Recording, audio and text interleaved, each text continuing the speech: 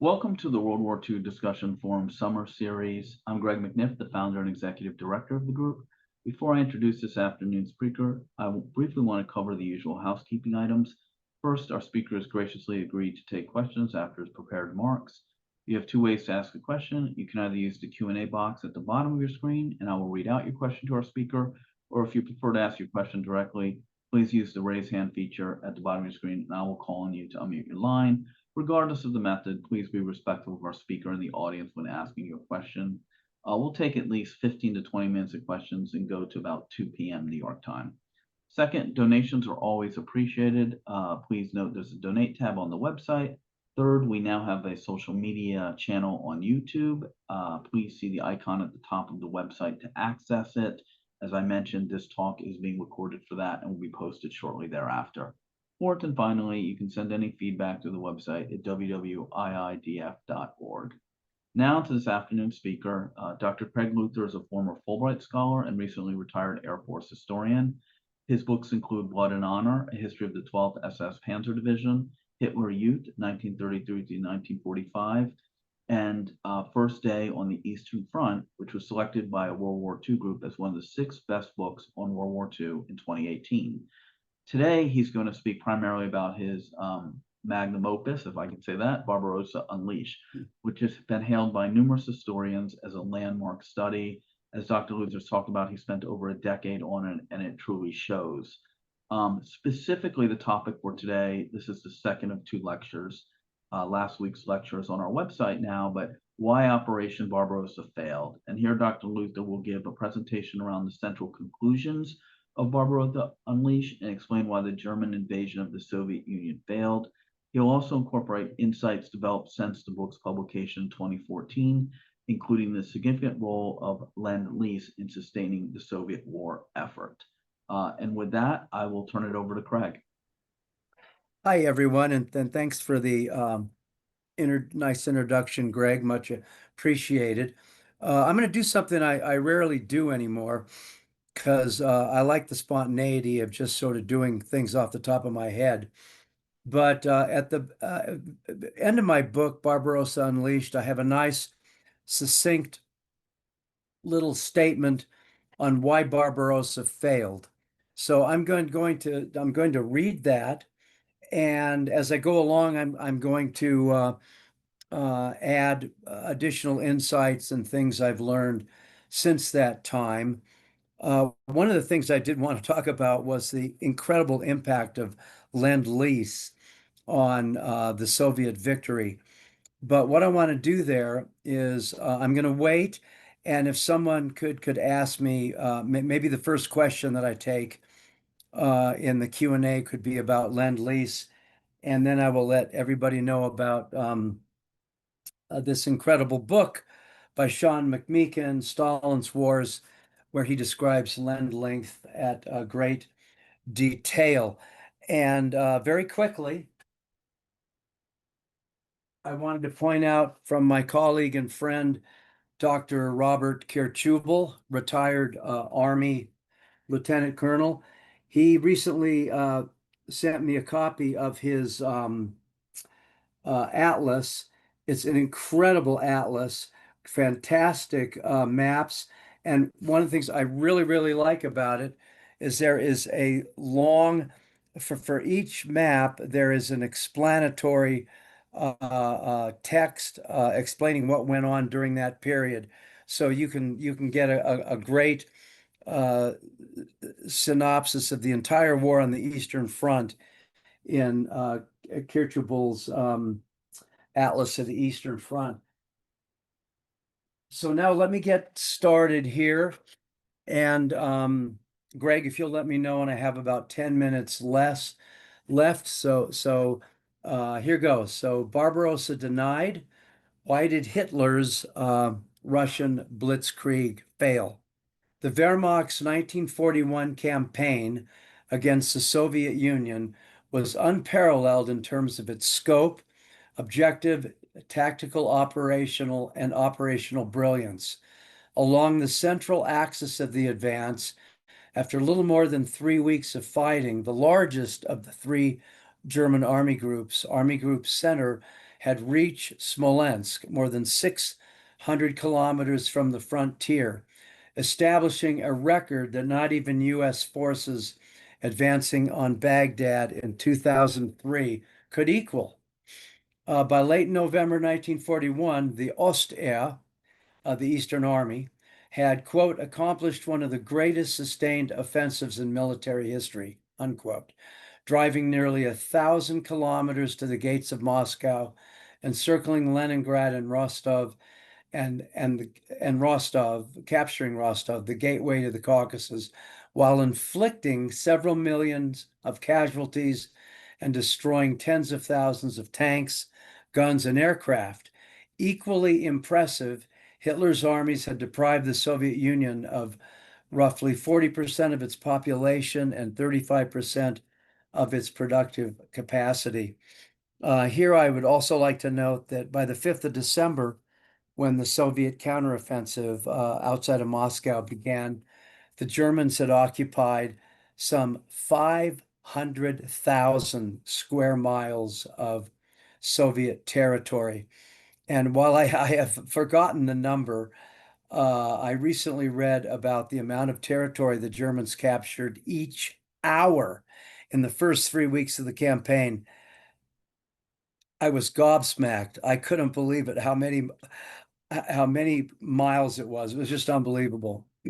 So to continue, yet despite such historically unprecedented achievements, Barbarossa ended in failure, with the attacking German forces unable to secure even a single one of their primary objectives.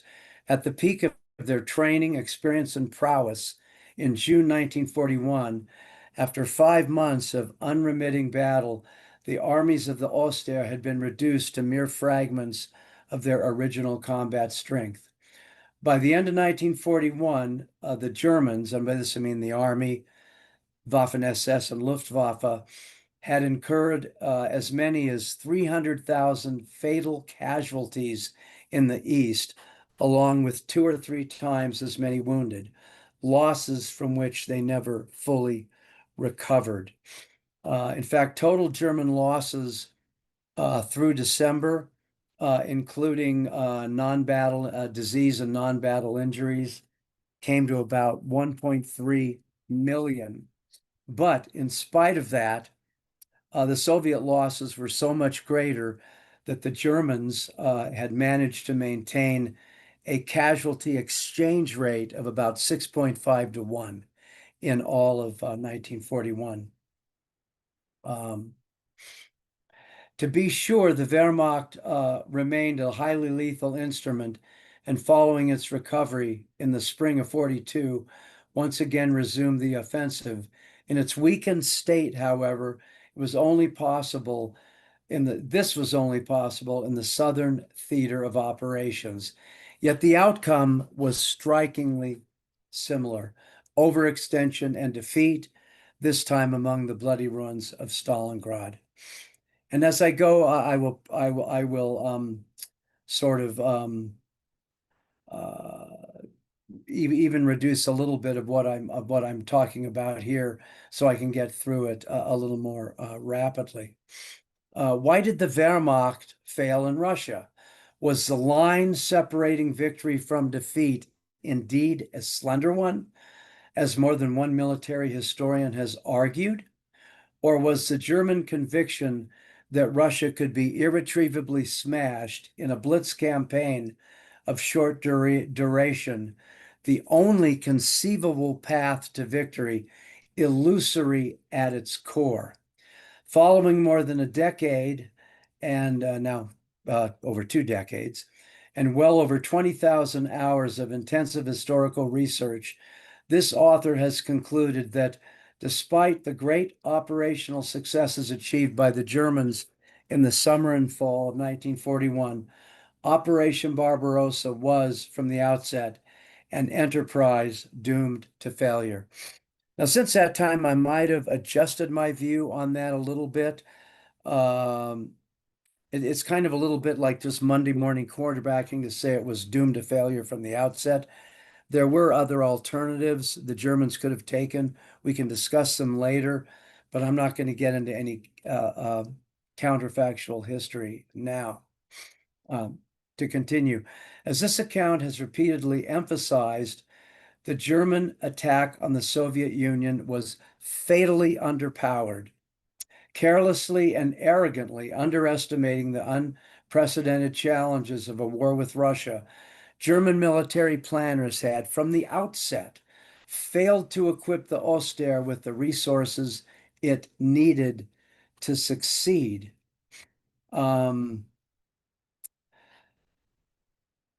After the campaign began, the Eastern armies received but a trickle of reserves and replacements, both of men and material, as Hitler and his high command, convinced of impending victory, prepared for the next stage along the Reich's path to world domination.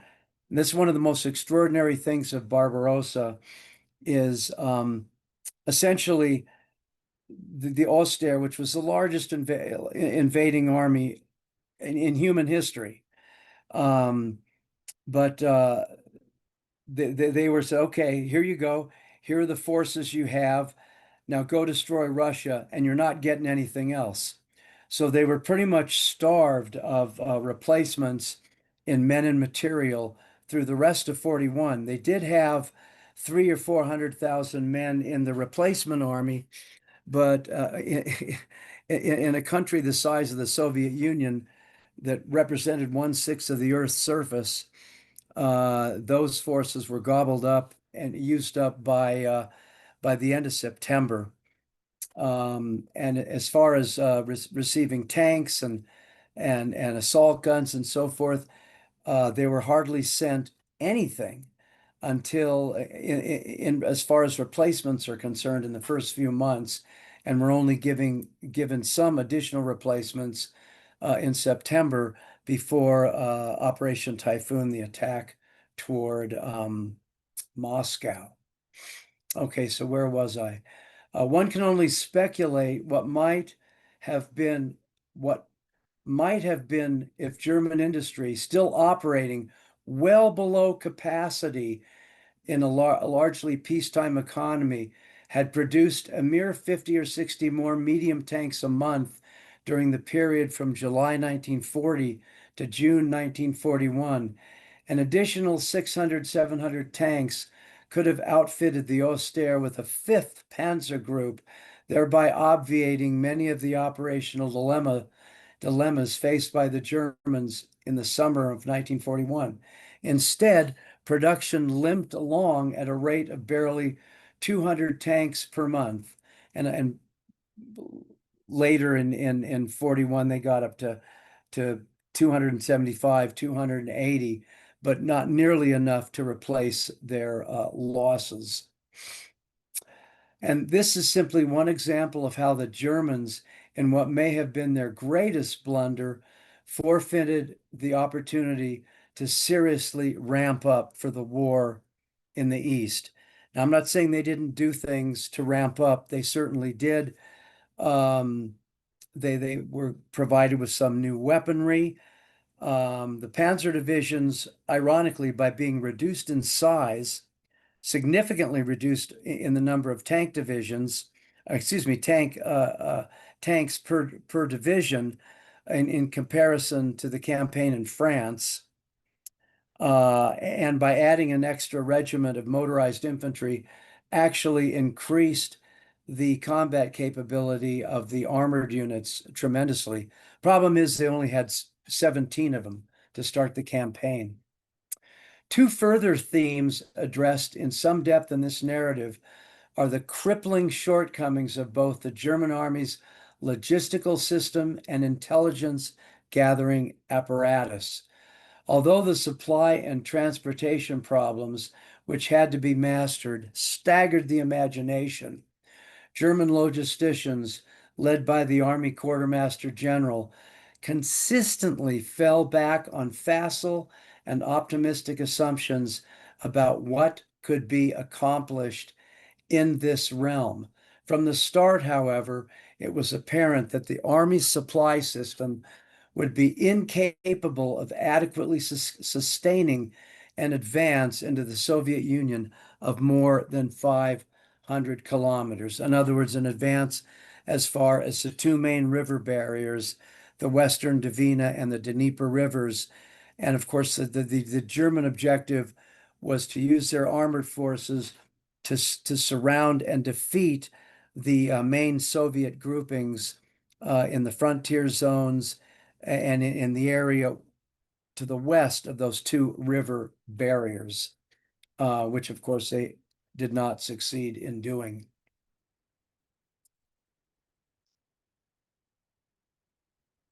Yet, as we have seen, Army Group Center began to suffer from serious logistical shortfalls by August 1941, barely 6 weeks into the campaign.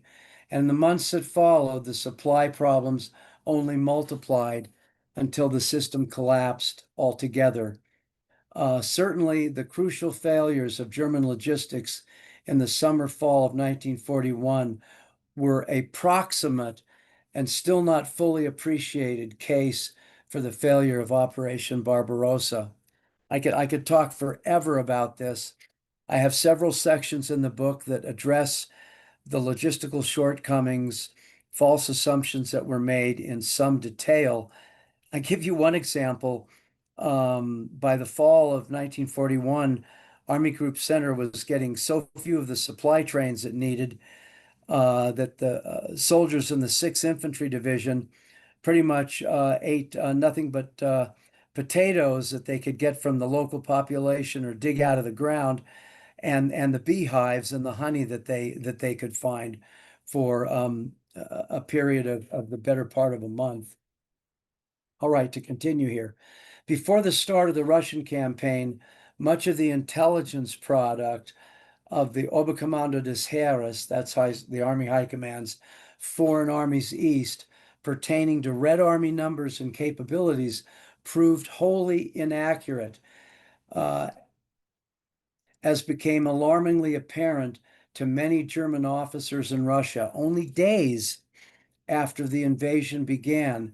Moreover, the agency's inaccurate forecasts continued right through the end of the year, focused largely on operational concerns and evincing a distinct, if subtle, institutional bias against the intelligence function itself. The German General Staff devoted insufficient resources to intelligence gathering, both human and material. Furthermore, what they did know or thought they knew was often badly distorted by racial and ideological prejudices. In any case, quote, the upper echelons of the German military were not interested in information that did not match their plans and preconceptions, unquote. One of the so-called victims of such cultural biases was Hitler himself, who, as we have seen, was soon tormented by what the fighting revealed about the true size and scope of the German armies. Yeah, the German army. The Germans put as the head of their Fremde Heere Ost, or their Foreign Armies East intelligence outfit, a German officer, Eberhard Kinzel, who had absolutely no experience in the field of intelligence, if you can believe that. And they put him in charge of that operation, and he clearly was not up to the job, but he was left in there by Halder, the chief of the German General Staff, until something like March of 42, when he was finally replaced. A major cause of Germany's eventual defeat was the overriding obsession of the campaign's principal architects and executioners with operational issues and solutions. Indeed, the Army General Staff, led by Franz Halder, often acted as if the key to victory was simply a matter of determining the correct operational approach without proper regard for firepower, logistics, friction, or other vital components which together comprise the calculus of battle. Through their studies of Clausewitz and, more to the point, of Schlieffen, German officers had come to rely on concepts of maneuver and encirclement, culminating in a, quote, battle of annihilation a Vernichtungsschlacht. That's why I love German. They have such wonderful words like Vernichtungsschlacht as the only conceivable solution to Germany's political military problems. Now, here I pointed out that the Germans seemed to believe that because this operational template had worked so well in the West against France or the Low Countries, where the distance from the Franco-German frontier to Paris was barely 300 kilometers, a linear distance, that it would be able to use the same operational template in the Soviet Union when the distances were so much greater. The distance from the Russo-German demarcation line to Moscow was literally 1,000 kilometers, which of course gave the Soviet Union, as far as its geography was concerned, tremendous strategic depth that a country like France certainly didn't have.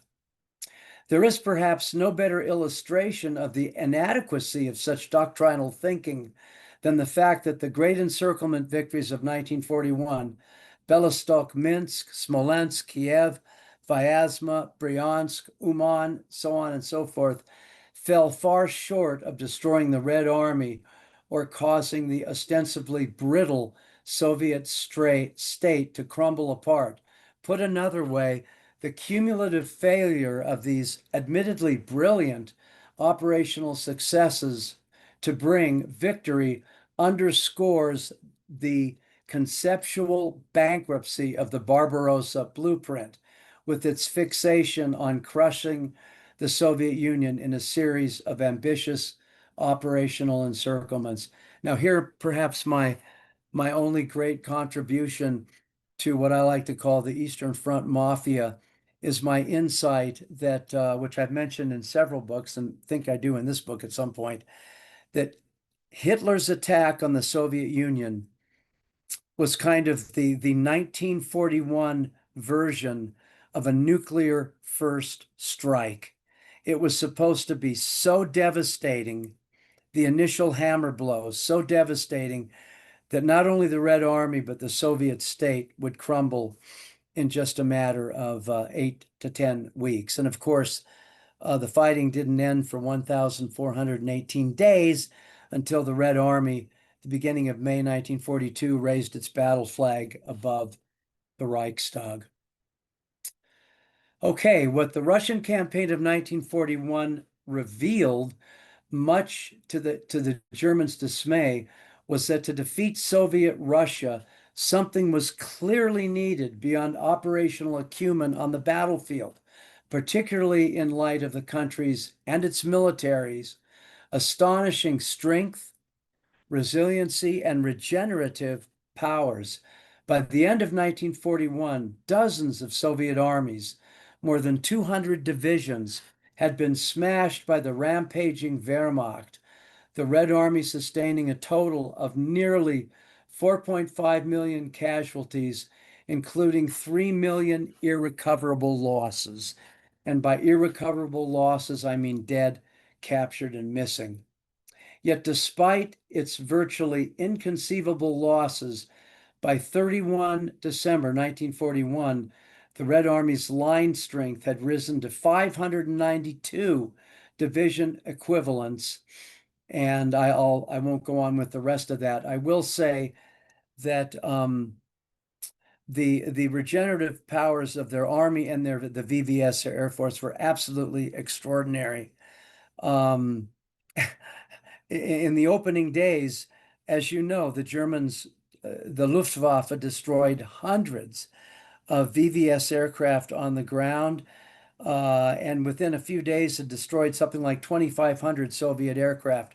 Hermann Goering was so suspicious of those figures that he actually sent a small group of people out to investigate, and they concluded that, well, Herman, we actually destroyed more aircraft than we thought they did. But in spite of that, as early as 2 or 3 weeks into the campaign, you had some German commanders who were complaining to their superiors about being harassed by the Soviet Air Force. And I should also say, that by end of December 1941, from June to end of December, the Soviets had produced the unbelievable total. They had mobilized 50 new armies. And a lot of these armies were poorly trained and equipped. And I should say a Russian army full strength was actually equal to about a full strength German corps. But they kept, Stalin and Zhukov kept throwing them into battle. And even though they were destroyed, dozens of these units, they continued to attrit the Wehrmacht. And by the end of October, you had German infantry companies that should have had a strength in their table of equipment of 170, 180 men, down to maybe 15 or 20 combat fighters. Yet, despite such historically unprecedented achievements, Barbarossa ended in failure, with the attacking German forces unable to secure a single one of their primary objectives. At their Okay, I already read that, so never mind. I'll continue here. Uh, what did the Wehrmacht? Why did the Wehrmacht fail in Russia? Was the line separating victory from defeat indeed a slender one? Oh, I already read that too. I do much better, I guess, when I just do it off the cuff. So let me see, where am I anyway? Okay. Okay, here we go. As this account has repeatedly emphasized, the German attack on the Soviet Union was fatally underpowered. You know, my text, somehow the pages slipped on me and I lost my place. So bear with me just a second and I will find it. Okay, here we go. Vernichtungskrieg. Yes, all right. Okay, so here I am back. Here where I am back where I need to be. Sorry about that. Um, Indeed, as the late German historian Andreas Hillgruber observed almost 30 years ago, what was decisive, the German word entscheidend, from a military perspective was the ability of the Soviet Union to make good its enormous losses by mobilizing and committing to battle millions of trained reservists in the final 6 months of 1941.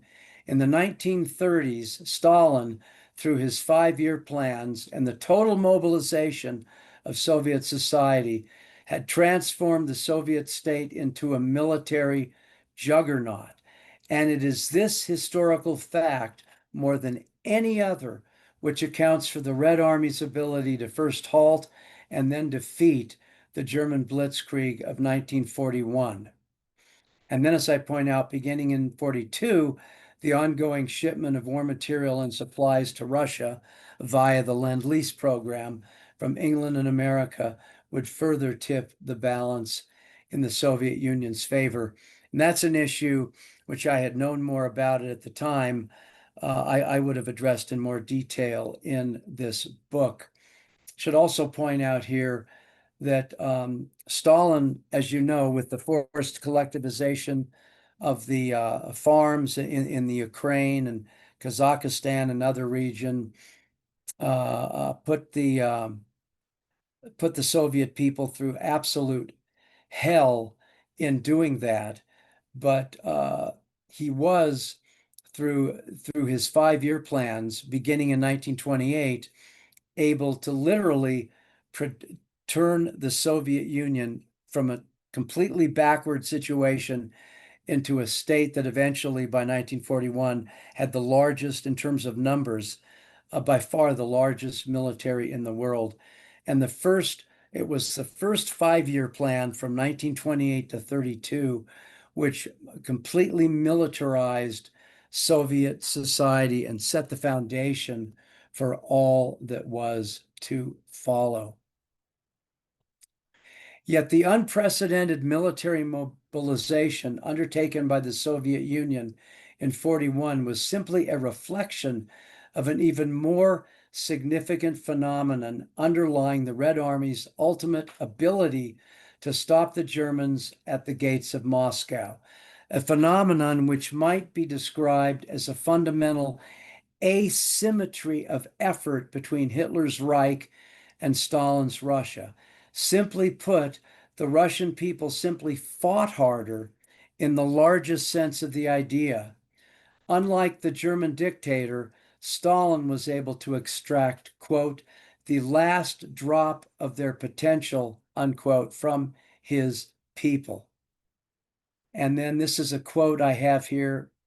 I think it's from Walter Dunn, but I'm not sure. But it says the Germans only talked of total war until late 1943. From the very beginning, Russia demanded incredible sacrifices from its people.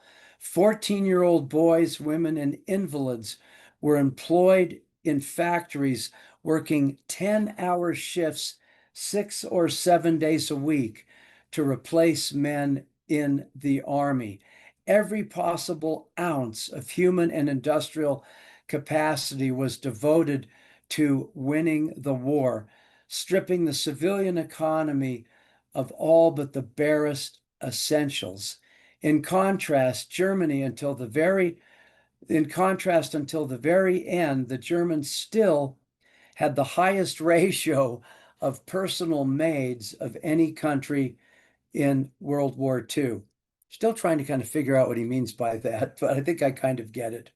German women were not employed in industry to any appreciable extent, and factories worked only one shift.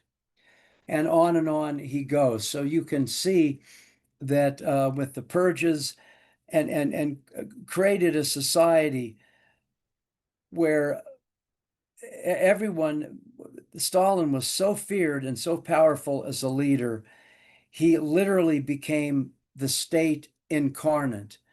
There was no one after the purges who would resist him in any way. And an ironic sort of way, that kind of unparalleled power over your own people, something Hitler never had, helped him to defeat the Germans. At the front, Soviet soldiers enjoyed few luxuries and were subjected to brutal discipline. When weapons were in short supply, they were made to attack without them, ready to pick up a discarded rifle or machine gun from a comrade who had been killed or wounded. Behind the attacking soldiers stood Red Army commissars, and I should also say eventually blocking detachments, prepared to gun down any Ivan who lost his courage and attempted to retreat. Stalin summarily dismissed and occasionally even executed generals who failed at the front. Furthermore, as the Vozhd, that's what his title was, VOZHD, as the Vozhd soon decreed, any soldier captured by the enemy was to be treated as a traitor by the Soviet state. Stalin could enforce such policies and make such demands on soldiers and civilians alike, as I was getting at earlier, because by 1941, he dominated the Soviet state and its people so thoroughly that it functioned as a single-minded manifestation of his individual will.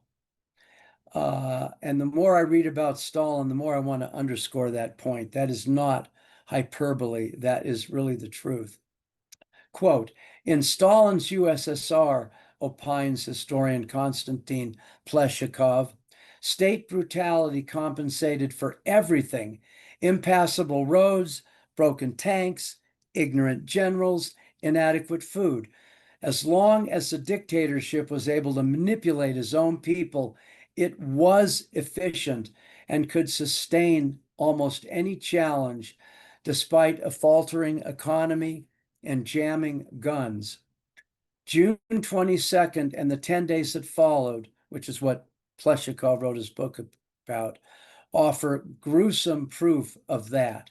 In a manner that Hitler could only have admired, Stalin ruthlessly lashed his soldiers, his people, his nation onto victory, in the process sparing them no indignity or sacrifice. Okay, I have a few minutes left to go, and I think I'll manage it here. The foregoing analysis merits an intriguing question. Is it possible to pinpoint a precise moment where Barbarossa was defeated, when the opportunity, however slim, to crush Soviet Russia was in all likelihood gone forever? In this author's view, the question can be answered in the affirmative. The critical turning point came in August 1941 with the disruption of Army Group Center's advance on Moscow during the 3-week Battle of Smolensk. For it was then that the hitherto seemingly unstoppable momentum of the German blitzkrieg was first broken by the Red Army's increasingly effective resistance.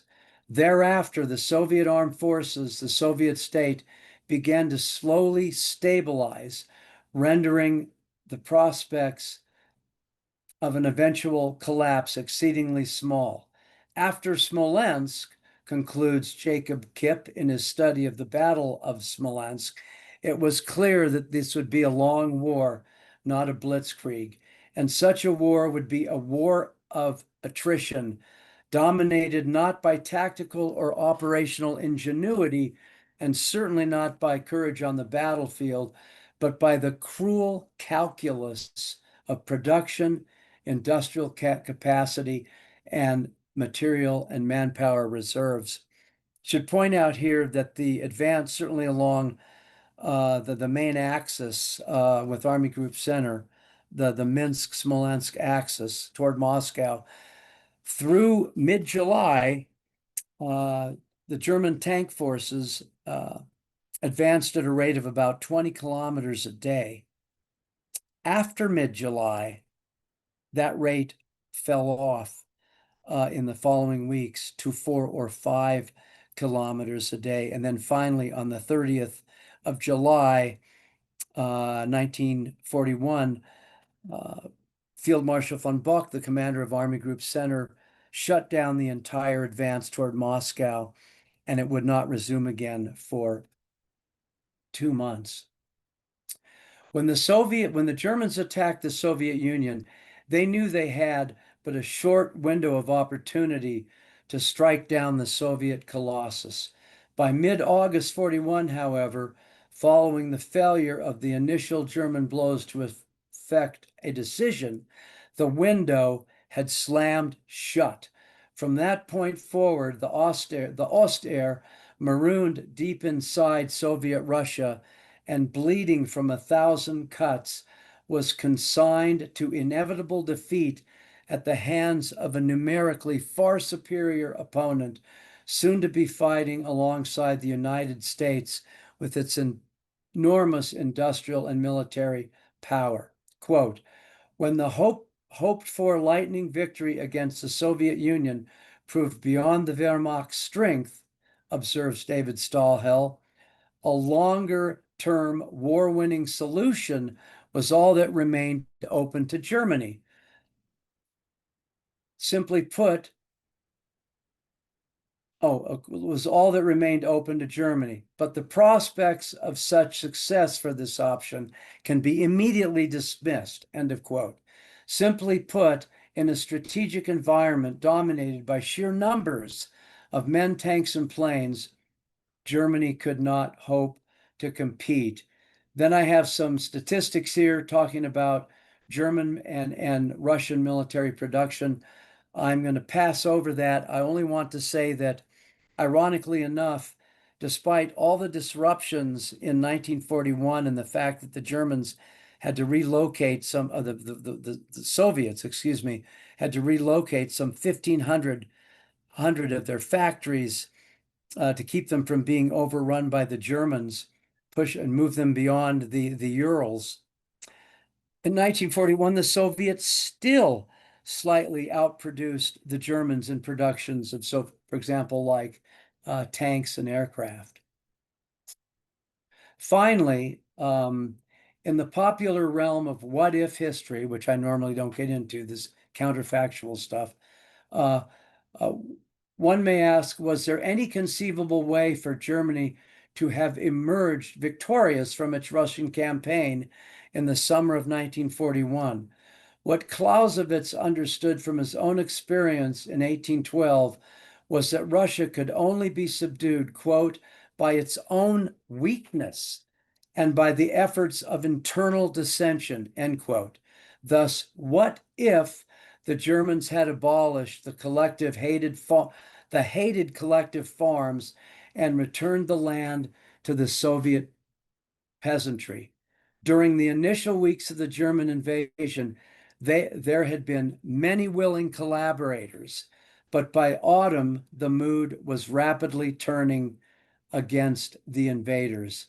And then I quote from the wonderful book about the German soldier, the Russian soldier in World War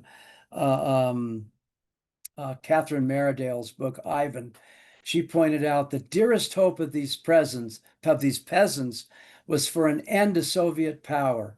In September 1941, however, they learned that the Germans had ordered that the collective farms should stay. Like the pre-war Soviet authorities, the conquerors cared only for the ease with which the peasants' grain could be collected and shipped off. It was an irreversible mistake.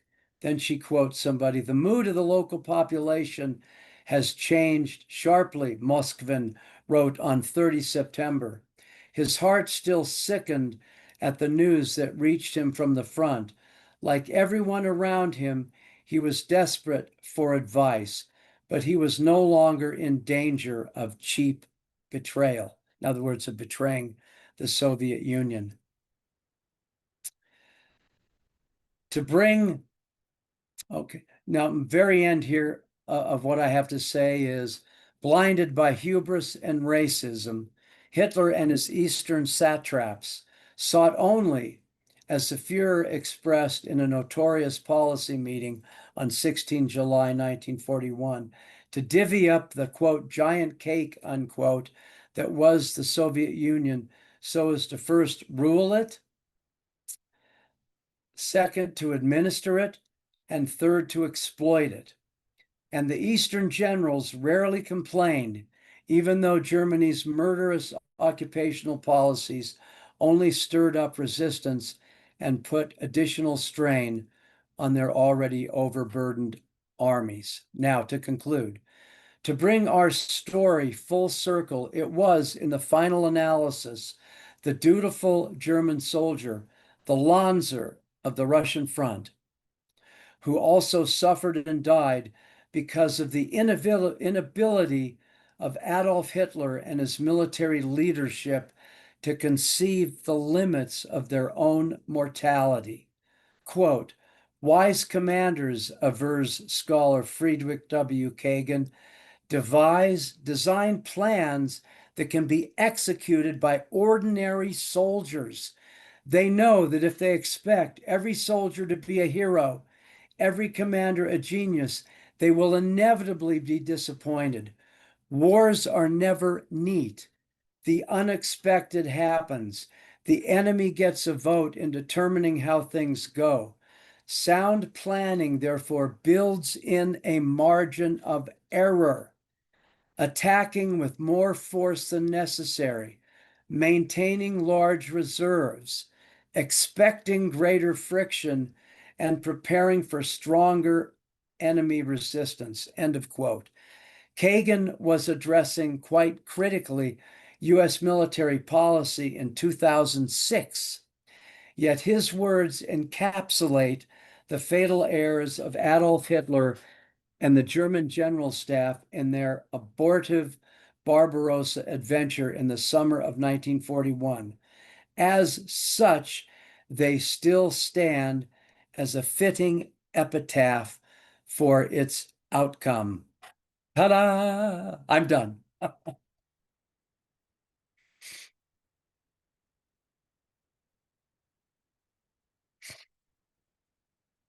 Okay, hey Craig, did you walk through the pictures?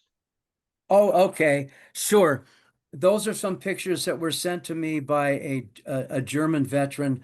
Those are elements of the 137th Infantry pulling back from the Moscow front in December of 41, and looks just like they're heading into oblivion. Got it. Okay. You got the, oh, yeah, and this is not the highest quality. I think they're just half tracks sitting at the side of the road. I don't think they're my eyesight's not very good anymore, but I don't think they've been destroyed. I just think this is probably around mid-November or so. Oh, And here are some, those were some soldiers of the that's a fascinating picture. Can you go back to the one before that? The next one? Oh, yeah, that right there. These are elements of General Hubert Lanz's Erste Gebirgsdivision or Mountain Division march literally walking into the Soviet Union on the 22nd of June. And this is their story is one that I talk about in detail in my book, The First Day on the Eastern Front, because they literally hit a stone wall, a village that the Soviets had turned into something like a medieval fortress. And the fighting that went on there was just horrific. And at the end of the day, Lanza's commanders got together with him, and the prevailing thinking was, Was soll wir denn, wenn es so weitergeht? What do we do if it continues like this? Because they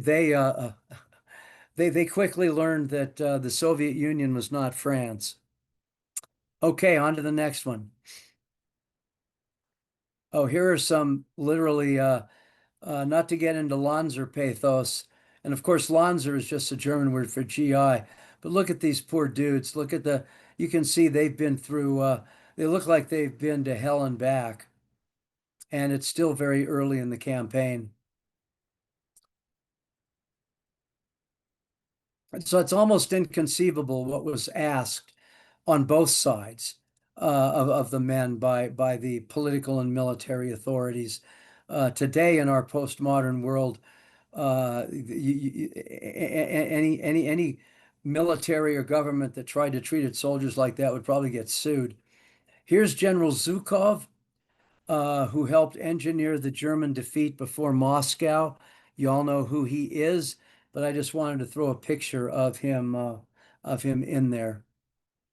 At the end of the war, he also led the attack directly into Berlin. This is a great photograph. Took me months to get approval from the German museum to use it, but they finally, I think I paid him 75 bucks or something.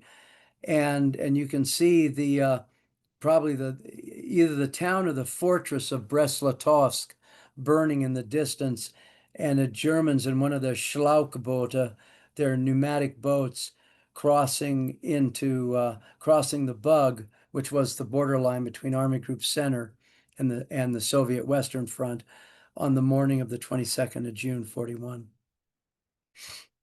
Here's a great photo of German tanks. Don't know what division it is. Don't recall who gave me this, but this is obviously probably mid-November, late November, something like that.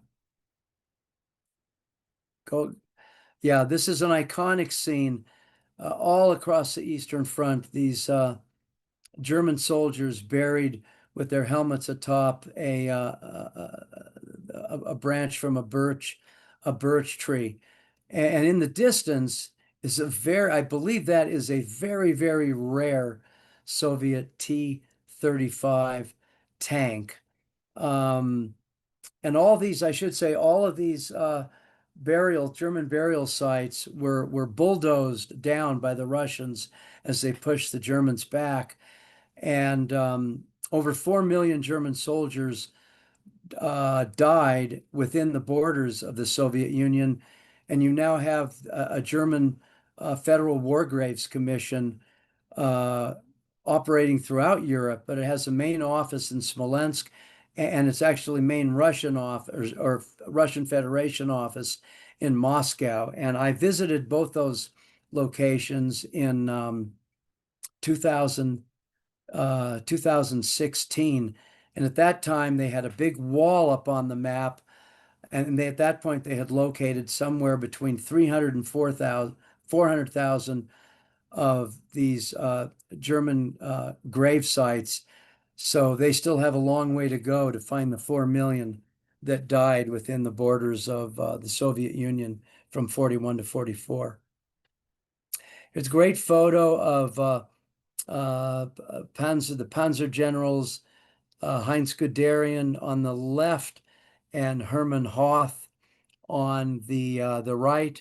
I think that photo was shot sometime in August of 1941. This is a great photograph of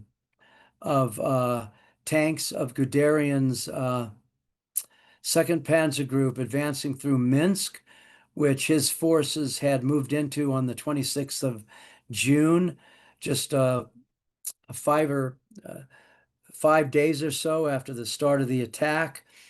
And in a pincer movement with Hoth's Panzer Group coming down from the north, they had encircled most of the forces of Soviet Western Front. Here, I don't, this photo got in here somehow. I don't know what it is. I don't think it's German soldiers retreating from Moscow. If you look on the far left, that looks sort of to me like a Russian guard, though I don't know. So I don't know. They may be, they could even be Romanian prisoners taken by the Russians, but somehow this one ingratiated its way into this little uh, my photos here, and to be honest, I can't tell you what it is. Oh, and this is not the Eastern Front, but I thought I'd throw it in there. That's a beautiful photo I took a couple of years ago of my house with a winter landscape. And I should point out that in January, I'm going to be going back to Minnesota. There's a group there that's been around for decades called, the Minnesota, World War II Minnesota Forum or something like that. And they're having me back for all expenses paid for a couple lectures in January. I can't think of a better time to be talking about the Eastern Front than in the middle of Minneapolis in January. All right, go on. This is just again, the desolate landscape in the winter of 41. A German, looks like just a 37 millimeter anti-tank gun outside of Leningrad.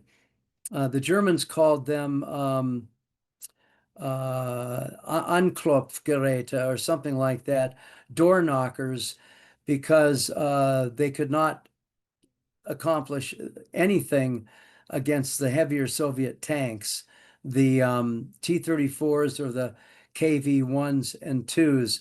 Though, in spite of that, this anti-tank gun, even though it was only 37 millimeters, could handle roughly 90% of the Soviet tanks that were on the front in 1941, and it was also a tremendous infantry support weapon. But a lot of them got crushed by Soviet T-34s in the early months of the war. Okay.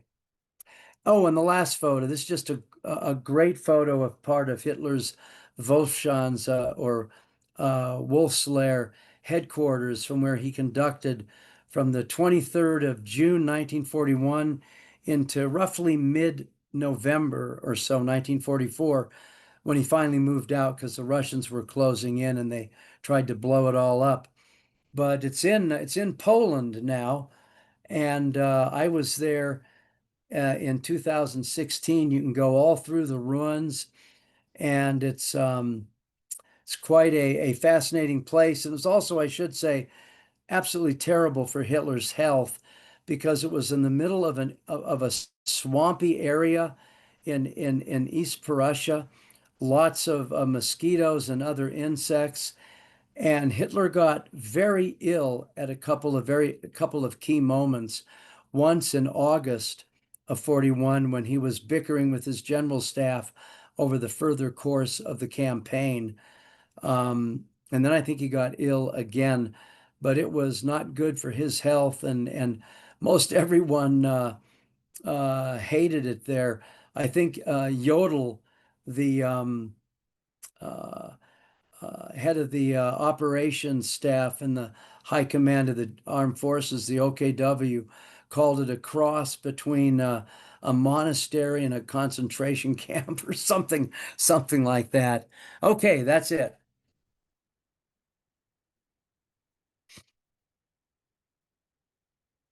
Okay, we'll take questions now. I know there's already a number of people in the queue, so I think James, I think you might be first, but let me just look at the queue here. So we'll go James, Gary, Mike, Mark, and then close out with Alex. James, if you want to unmute your line and ask your question. Hey, Craig. James Ellman here. Thanks so much for the Yeah. time. Oh, sure. Thanks Uh, for being joining us.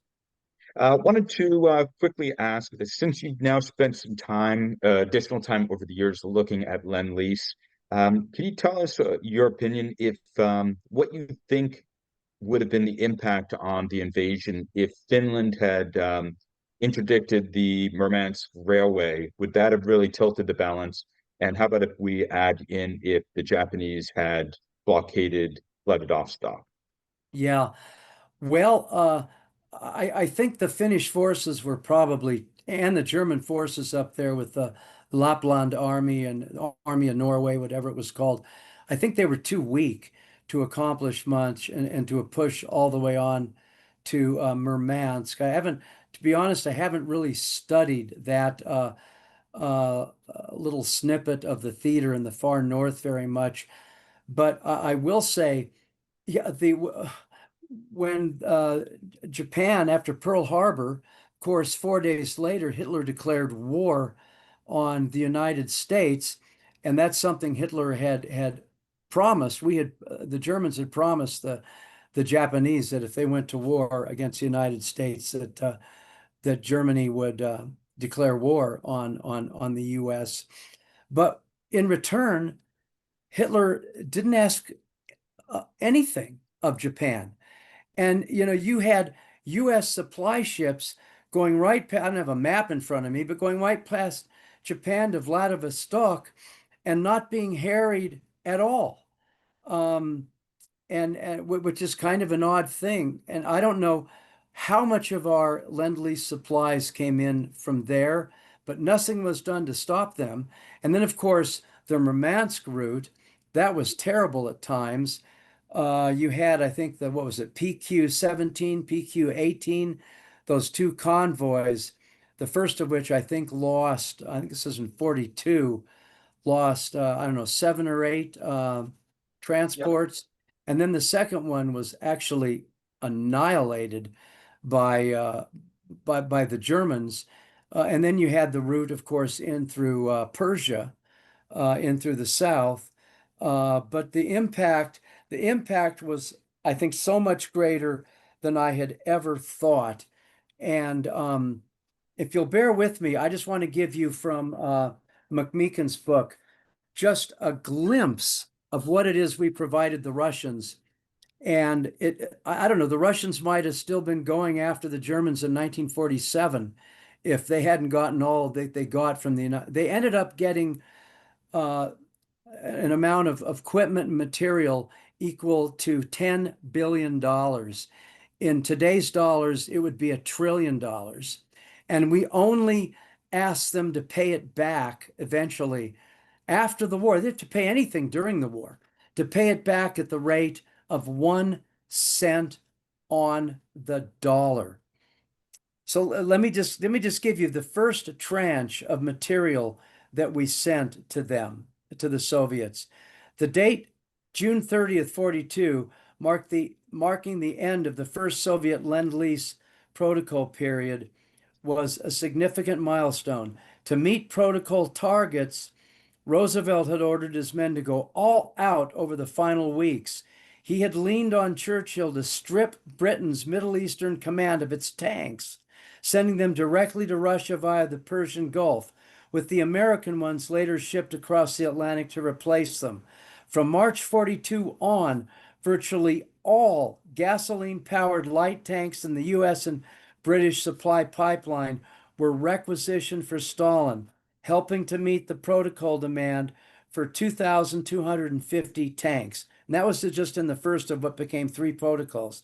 Lend-Lease officials also gave Stalin priority in the shipment of trucks, almost 37,000 delivered by 30 June, 7,000 jeeps, scout cars, rubber floats, foodstuffs, including grain, corn, dehydrated milk, butter, meat, and the soon infamous canned meat product, Spam, were also sent in vast quantities, almost 170,000 tons by June 30th, 1942. And get this, fully 100% of telephone wire produced in the United States in January 42 and 90% of that produced in the next few months was requisitioned and sent to Stalin. By summer 1942, 56,445 U.S. manufactured field telephones, 381,431 miles of field telephone wire had arrived in the USSR. Then there were 1,285 warplanes delivered as of, it just goes on and on and on. And those are tiny figures compared to what they got in the later tranches. We literally put the Red Army on wheels. We motorized the entire Red Army. And we provided them with so many trucks, hundreds of thousands, that we allowed the Germans, the Soviets, to concentrate on the production of tanks like T-34s, which they produced tens of thousands. So it made, I mean, it's counterfactual history to kind of say, well, what would have happened if we had just said, no, we're not going to support a communist nation. We'll just let Hitler and Stalin beat each other's brains out, which is kind of what McKeegan is revisionist in that sense. He said it might have made sense for us to do that instead of just giving Stalin everything he wanted and having played right into his hands. And I finally figured out that's why McKeegan called the book Stalin's Wars, because I'm reading through this book and the book battles, the combat is only dealt with in kind of a peripheral fashion, and he doesn't really talk much about Stalin as a military commander. And now he admittedly grew as a military commander over the war. Then it finally crossed the synapses and dawned on me, oh, he's calling it Stalin's Wars because Stalin got literally everything he wanted and just rode roughshod over FDR and Churchill, at Tehran, Yalta, the Moscow meetings that Churchill had, the 3 meetings in Moscow he had with Stalin. So it's really an extraordinary thing to read about. Sorry to be so long-winded on that, but it's really important. And I think it's only now, certainly to me, only now becoming clear what a huge difference Lend-Lease made. I mean, literally Roosevelt at times, he held back critical weapons and material needed by our own forces in the field to prioritize the Russians. Hey, thanks, James. Gary, if you want to unmute your line and ask your question. Yeah. Hi, Craig. Sorry Howdy. I couldn't make it last weekend, but Well, I whatever. noticed that, and you're on my shit list because of it. It's okay. So a couple of things real quick. First of all, about the idea of an additional Panzer group, I think, or Panzer Yeah. Army, I guess, if you had the additional tank production. Yeah, But of course, Panzer divisions aren't just tanks. There's thousands of other vehicles that take precisely. fuel, and the internal German estimates pre-Barbarossa, as far as the adequacy of their fuel supplies, Hmm. were already pretty like well, we'll somehow make it through, even though it doesn't look like we're going to have enough fuel, but we're going to somehow make it work. So, Yeah. if you have these additional extra Panzer formations, that's only going to make that worse. So I'm not really totally, but you can address that. And number Yeah. two, about the Lend-Lease, I guess I could say a lot about that, but I don't really want to take up too much time. But a couple things. One, you have to realize that in the protocols, we got to count a ton of supplies or a tank or a plane or something against the protocol that amount that we had promised. The Mhm. second the ship left an American port, it didn't have to get to a Soviet Union, didn't even have to make it to the port on the other end.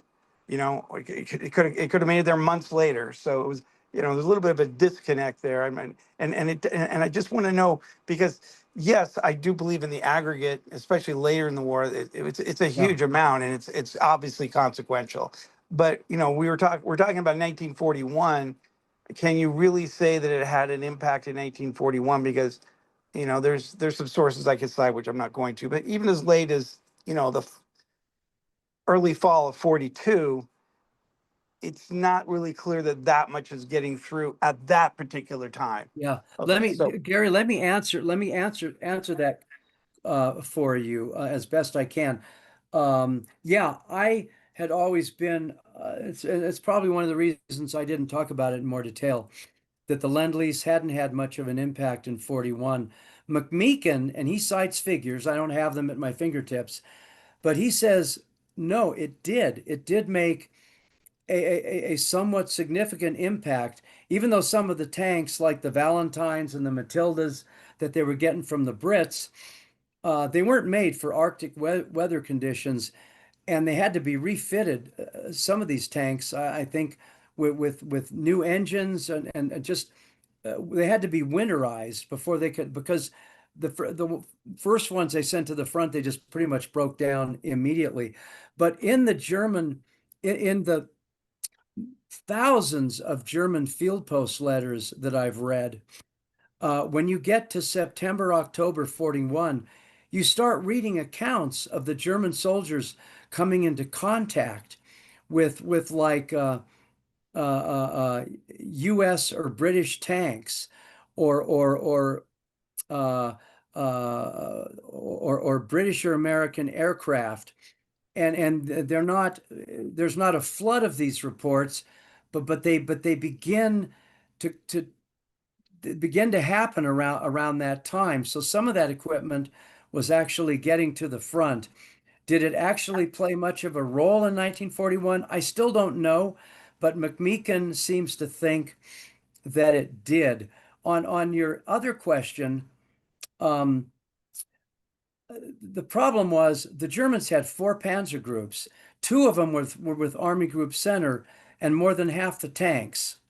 There were about 3,300 tanks all total, um, which is almost about the same number of tanks Saddam Hussein had before the first Iraq War. But I'll leave that. Just throw that in there as someone to scratch your head about. But so he invaded Russia with the same number of tanks, along with about 250 assault guns. But the most of them, some 18, 1,900, were with the two panzer groups in Army Group Center. So Army Group North only had one panzer group, which was probably right, because the closer you got to Moscow, to Leningrad, the worse the topography became. Lots of swampy terrain and so forth. It was not good tank country. Uh, and in the center, of course, it was very heavily forested, huge belts of forests that the Germans had to break through before they could get out into the open. The best tank country, of course, was in the Ukraine, which was much more open. But you only had one panzer group, Ewald von Kleist, first panzer group, and he had about, I don't know, 715 tanks, something like that.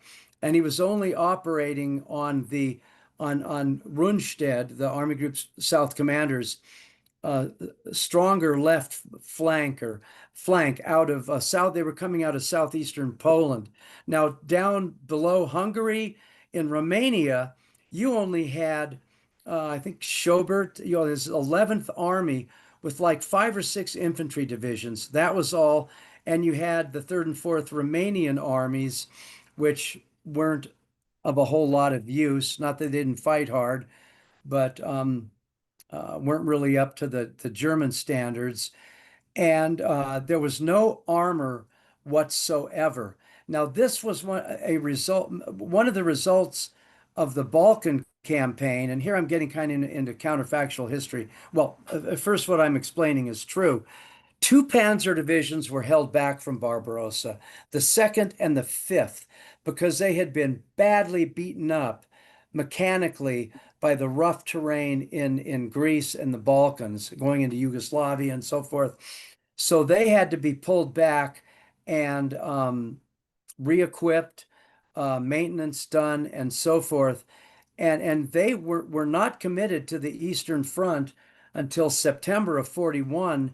About 450 tanks between them when they were attached to Field Marshal von Bock's Army Group Center for Operation Typhoon, the advance on Moscow.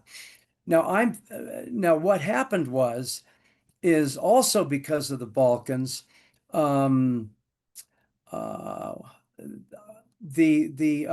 German 12th Army was originally supposed to attack out of Romania. It was a much stronger army, but that all went by the wayside after the campaign in the Balkans and the need to re-equip, resupply some of these divisions and so forth. And so his command was replaced by the much smaller 11th Army, as I just mentioned.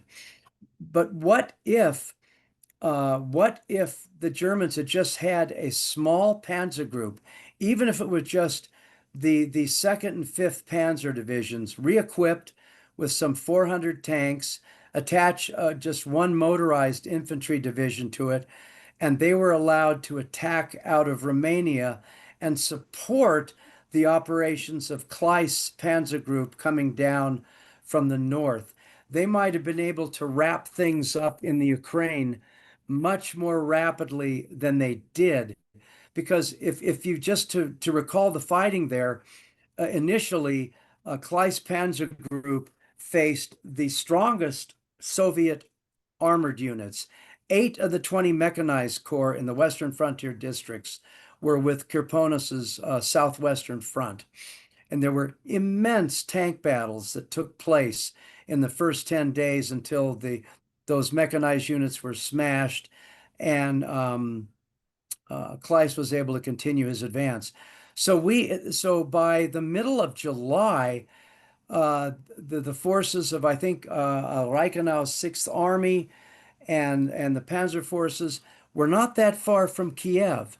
Talking the middle of July, but it was not until the 19th of September that Kiev actually was captured by the Germans. And so I'm just the what if history is just how much more could the Germans have accomplished if they had just had stronger forces attacking out of Romania and just a small armored group to eventually cooperate with Kleist coming down from the north. Maybe they would have been able to conduct some encirclements like the Germans did at Belostok, Minsk, and then Smolensk along the central axis because they had those 2 panzer groups operating together. All I right. don't Well, think I don't know what would have won the war, but yeah. it But might have. my question was really, and actually, you have a little bit of a different answer, but my question was more of a logistical one. You know, it's like if you have Oh. okay, so you did talk about something a little bit distinct from what you talked about before, which was the additional tanks being produced, which, the tanks have to go into units that have, you know, many more vehicles that take, you know, to take fuel. So based on your knowledge of the logistical shortcomings, especially as it relates to fuel during the how Barbarossa unfolded, could they really have now I understand the Balkans thing is different because if you don't go in the Balkans, you don't use the Yeah. fuel. But I'm talking about your original point.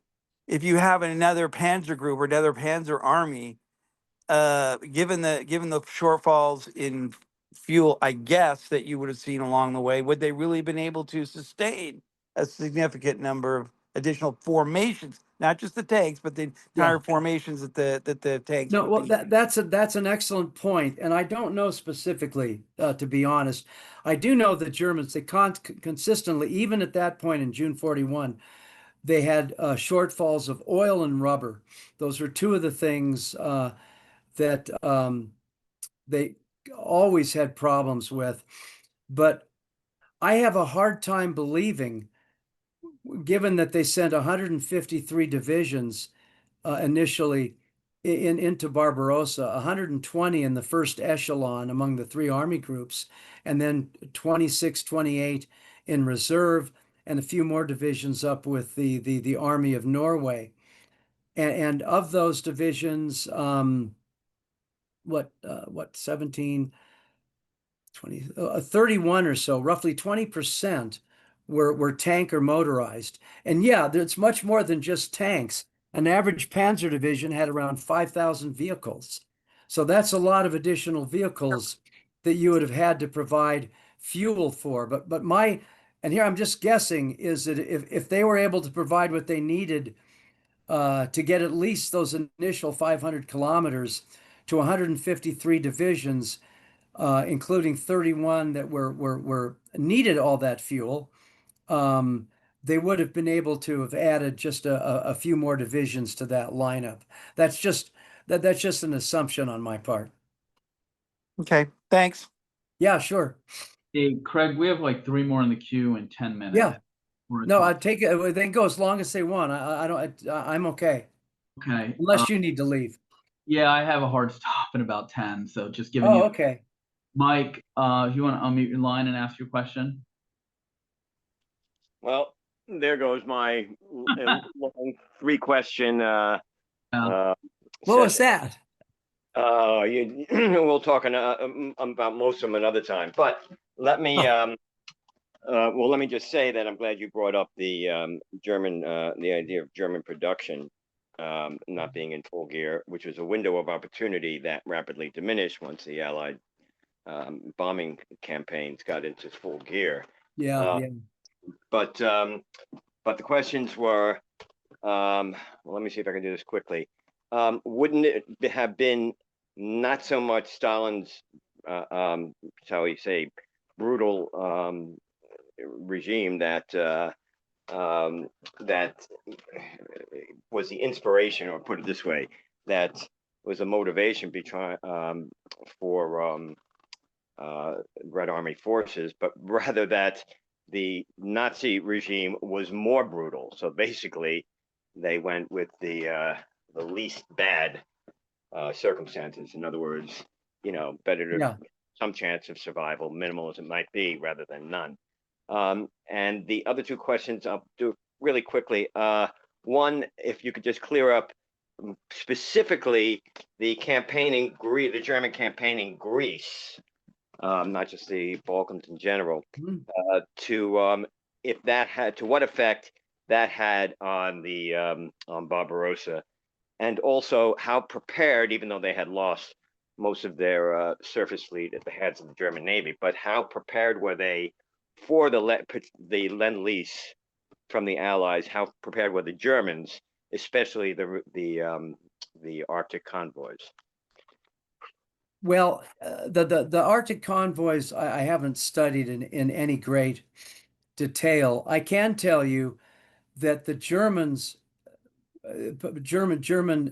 key industrialists, key military leaders like the head of Jesenek, the chief of staff of the Luftwaffe, others were absolutely terrified by the military potential of the United States. They recalled, what the U.S. had done in World War I as the arsenal of democracy. And for one, the Luftwaffe was so disturbed by U.S. potential that they in I think by late 40, early 1941, were trying to dramatically increase their production figures because they knew that they just had to produce everything that they possibly could. They would never be able to compete with U.S. production quantitatively, but they hoped that planes like the Junkers Ju-88 and some of the other things they had on the drawing board, like the Focke-Wulf, would give them a qualitative superiority over U.S. production. But yeah, that was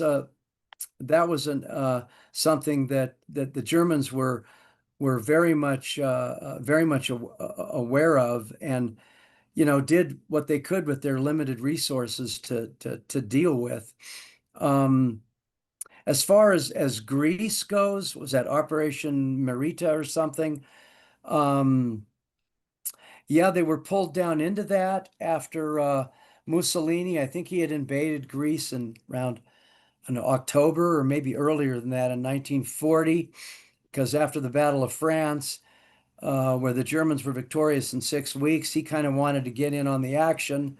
Didn't go so well, and we had and we and the Wehrmacht had to jump in.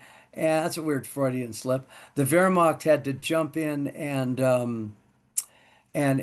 bail him out of the mess he was in. And a lot of authors have written that this forced the Germans, the whole Balkan campaign, that and Yugoslavia, even though Yugoslavia was taken care of in a matter of days, the situation there after the pro-Soviet coup, that it held up Barbarossa by it forced the Germans to postpone it by about a month or so. And I just don't think that was the case. And as a few other historians, I think John Keegan was one who pointed this out. The weather in the fall and winter of 40-41 was really bad. The rainfall was extraordinary and much more than normal. And the banks of the Bug River were so flooded that literally it wouldn't have permitted a German attack until maybe just around the 15th of June.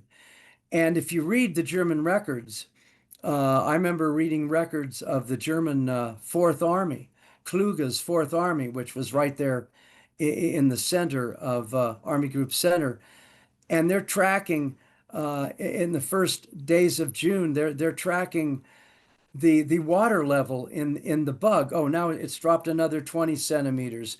Today it dropped 9 centimeters, and they're just tracking it because the rivers it's just too swollen. And also in his personal diary, the commander of the 47 of Guderian's 47th Panzer Corps, General Lemelson, he also talks about it at length. And so that was a problem which didn't become resolved until the middle of June, where things where the terrain and the banks of the rivers had dried out enough where the Germans were able to launch their attack. So I don't think the Balkan campaign itself was the principal factor, though, as I said, it did have a significant impact on the order of battle of Army Group of the right wing of Army Group South in Romania, as I mentioned, but it wasn't principally responsible for holding up the campaign. It was the weather, in my view, that was principally responsible. Great. The Did other I question, answer them all or did I forget one? the first one speaks for itself. Don't worry about it. Okay. You can move on. So we're running out of time. Okay. Thanks, Craig. Thanks, Michael. Thanks, Mike. Mark, if you want to unmute your line and ask your question. Hey, Mark. Hey, Greg, thank you for the presentation. It's much You, appreciated. you bet. My question is regarding the logistics. Mhm. You mentioned what it was 350 kilometers between the German border and Paris, and About 300. really that little. I would think it'd be less, Yeah, but as the crow flies. yeah, and they fly well. Yeah. And then 1,000 kilometers from the start of the German not German Soviet border to Moscow. Mhm. Um, why did they think that the logistical, flow for 350 kilometers could be compensated by, Soviet railheads, a railhead, I think is the term, and, Yeah. great cargo and locomotives for 1,000 kilometers. And I wonder if it goes to a greater cultural blindness in the Wehrmacht about the importance of logistics. And I think I can point to a quote from Guderian, and you would know better than I do, that at one point, midway or maybe three-quarters of the way into Barbarossa, he said something to one of his staff officers: "Don't bother me about logistics. So I'm trying to win a battle here," or something like that. That it, and to me, that's like maybe that's indicative of the Wehrmacht, or at that time, that they were just these professional, somewhat prima donnas. The big generals, the panzer generals, that they saw themselves as super military geniuses, and that thinking about logistics was somewhat beneath them, or something like that. What do you think about that? Yes, yes, yes, and yes. Yeah, if Guderian said that, it's kind of the opposite of what our Admiral King said in the Pacific when he said, "I don't know what this logistics is. I just know I want more of it." Yeah. Yeah, if you can't sustain your army in the field, if you can't provide it the reach that it needs to get the job done, how are you going to be successful? And yes, there was an institutional bias, a very clear institutional bias. That's why they had a man like Eberhard Kinzel. I don't want to slam the poor guy, but as head of their Foreign Armies East, their major intelligence outfit, who had absolutely no experience in the field. And when it came to logistics, their quartermaster, Wagner, I don't know that he was an incompetent man, but all the assumptions they made about the logistical requirements for the campaign were optimistic, wholly optimistic assumptions, and they never developed a plan B. I mean, Yeah. it was the elder Moltke who said, "No battle plan survives an initial contact with the enemy," and they had assumed all kinds of things like I think their initial assumption that truck-based logistics could support them as far as those two river barriers, that essentially worked out, the initial 500 kilometers. Each Army Group Center, for example, was provided with its own or organic truck pool, what they called the Gross Transport Raum, of something like 20,000 trucks, which it then distributed out as they were needed. And of course, all the divisions had some supply trucks that were organic to the divisions. And each of the army groups had one of these gross transport ROMs assigned to it. I don't know if they all had 20, were all capable of carrying 20,000 tons. I think since Army Group Center made up about 40% of the attacking German force, they probably had a larger truck pool. but after that, it was pretty clear that they were going to be dependent upon the railroads. And they had thought that the attack would be so devastating and take the Russians so much by surprise that the Russians wouldn't have time to destroy their rail infrastructure, which of course is much more than just the rail lines. You have all the installations for filling up with water and so forth. The turntables, everything that you need to make to make trains operate successfully. But that didn't work out. And the Germans they had these special teams of Eisenbahntruppe, their rail troops, who went in and they had, because the Russians had a different gauge, that it went from back to the time of the Czars, they put their railroads on a different gauge, in part to help protect them from invasion from the West. They were, what was it? 1,000, I worked really hard to memorize this, 1,524 um, uh, uh, millimeters Yeah. each. Uh-huh. I'm not going to say kilometers, but that's not what I mean. 1,524 millimeters each. In Europe, the European and the German standard was 1,439. So it was about 9 millimeters shorter for German trains. So what they had to do is they had to take and move the rails in like nine centimeters, and they had to create more of the other infrastructure, like turntables and all that was needed to support the trains. And the German trains tended to be smaller than the locomotives, smaller than the Russian locomotives. Uh, so they didn't pull as much. But just all these assumptions that were made. And one thing that's very important, Mark, normally the rule of thumb would be one major rail trunk line for each army. Okay. Well, Army Group Center had the Ninth Army, Fourth Army, Second Panzer Group, and Fourth Panzer Groups, which are just below Army size. For all of that, it had one trunk line. Same thing with Army Group North and Army Group South. So, because the rail infrastructure inside the Soviet Union was so primitive. So, even from the beginning, when it came as early as August and September, when the Germans became much more dependent upon rail transport, Bach at Army Group Center, for example, he never got the number of trains he needed every day. In September, it was something like 24 train loads a day, just to keep up with their daily requirements of the ongoing battles. And he needed six additional trains to build up to stock his depots for the resumption of the offensive toward Moscow.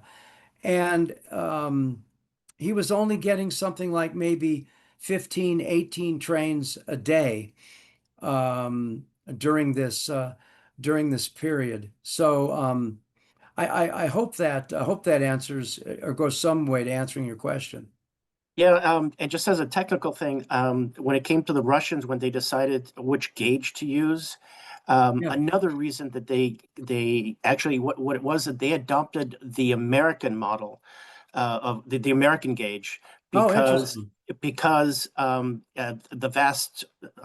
vastness of the country and the different Uh-huh. kinds of geography, that they were going to set their rails on. So Yeah.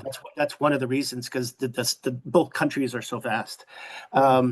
Just Good an point. additional, what do you think about did the Germans also have a blindness, not just for logistics, but intelligence overall? Like you mentioned, because overall in World War II, the Germans didn't do necessarily all that well in studying their enemies. Well, they did.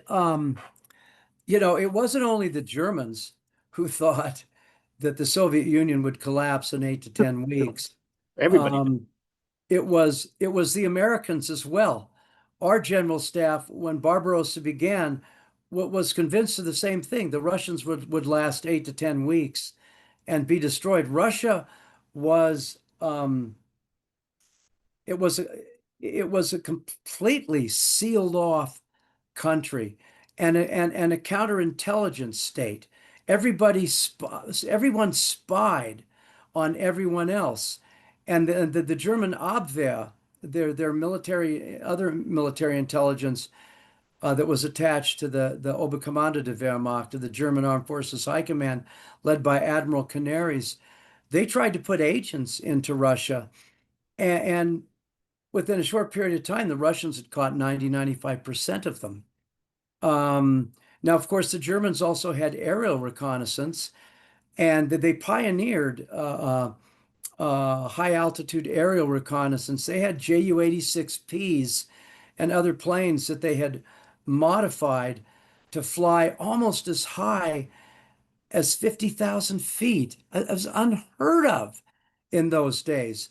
And there's a gentleman, von Hardesty, and I've gotten in contact recently. He might be in on this event today, who wrote a great book about the Soviet Air Force, and he has some photographs taken by some of these German aircraft, reconnaissance aircraft, over Russia before the start of the war, and you can see MiGs. I think the MiG-3 or something was able to reach the highest altitude, but it couldn't go much higher than like 30,000 feet. And you can see them down below trying to come up and reach the German reconnaissance planes, which they were unable to do. But through that, and the Russians were notoriously bad with their wireless security. So the Germans had a fairly decent idea of what the Russians had available along just in the frontier region, okay? Maybe to a depth of a few hundred kilometers. But beyond that, the Russians were preparing an entire second echelon of 5 armies along those 2 major river barriers. The Germans knew absolutely nothing about them. And that is what Guderian and Hoth ran into in the second week of July when they were crossing both those river barriers. After most of the forces in the frontier zone had been destroyed, they ran into this second echelon of Soviet forces, which were also destroyed, but just continued to attrit the attacking Germans. And the Germans just, if you can believe this figure, by the 10th of September, 1941, the Germans had lost something around 1,500 tanks, something like that. I'm just pulling that out of my rear end, but it's pretty close. Well over 1,000 tanks. They had received, the 4 panzer groups as replacements, had received a total of about 67 tanks. 25 or 30 of those went to one division, and that was General Walter K. Nering's 18th Panzer Division and Guderian's Panzer Group. So that's how they were starved for weapons and equipment. In September of 41, when everything was needed at the front, Hitler was, and the Germans were, the military leadership were building 2 new panzer divisions in Germany, the 22nd and 23rd, I think, and outfitting them instead of sending all that equipment to the front. I mean, it's just, when you think about it, it's just crazy. Yeah, I agree. Thank you very much, Greg. You bet, Mark. Alex, I know you've been waiting patiently, so we will close with you if you want to unmute your line and ask your question. Hi, Alex. How you doing? Yeah, thanks. Yeah. And just the Greece question, I just But before Alex, note before that, you start, yeah, I gotta just, tell you something. remember David Clance, who, of course, a lot of us should defer to. He's always said that he doesn't think the Balkan operations had any effect on Barbarossa, especially on the timing, and he has a long discussion. But the question I wanted to ask is that, one option people have suggested for how the Germans could win would be essentially they would stop somewhere a little bit east of Smolensk, and basically in autumn 41, build defensive lines and absorb the Soviet counterattack, and then try and win the war in 42. So obviously that wasn't something they ever considered, I don't think. But yeah, I just wonder what you think of that as an option to win the war, essentially. Yeah. Well, the war had clearly Barbarossa had clearly reached its Clausewitzian culmination point. That point where the strength of the defender begins to preponderate over the strength of the attacker.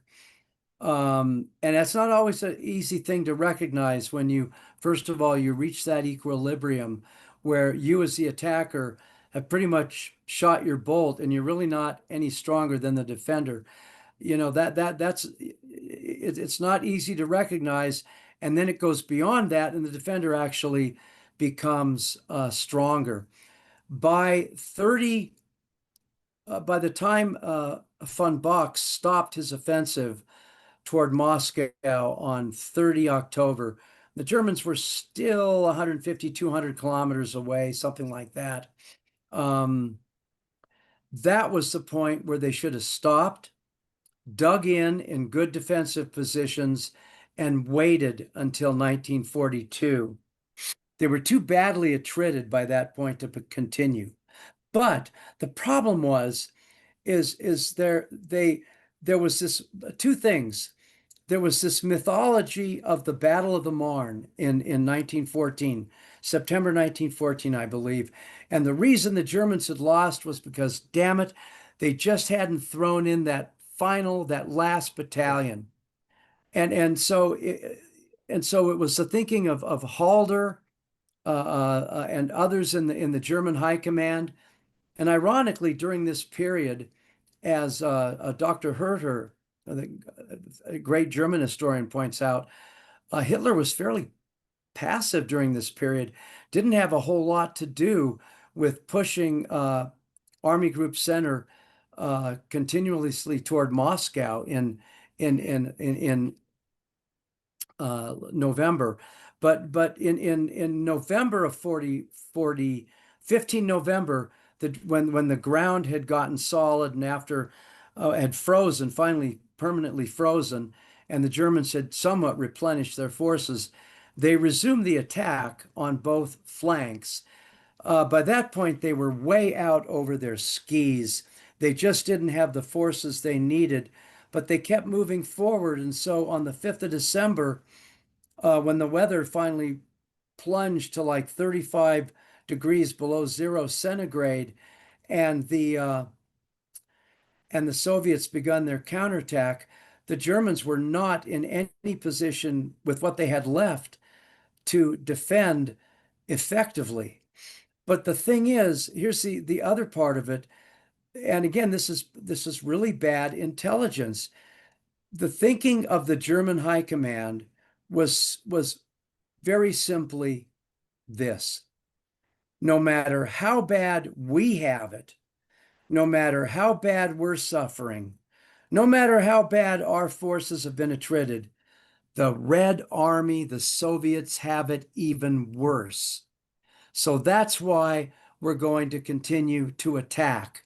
In mid-November, Halder went to meet with the chiefs of staffs of all the armies and army and panzer groups in Army Group Center. And he set objectives. One of the objectives he set was the city of Gorky, some 200 kilometers east of Moscow. It was insane.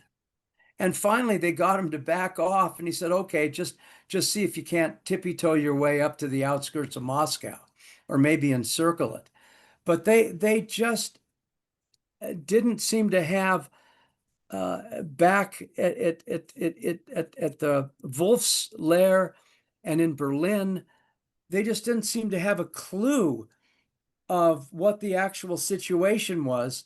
And then you had their Foreign Armies East intelligence folks literally telling them on the 4th of December, the day before the Russian counterattack started, that the Russians were so badly bled out, have been so badly smashed up, that they will not be able to do anything until the following spring.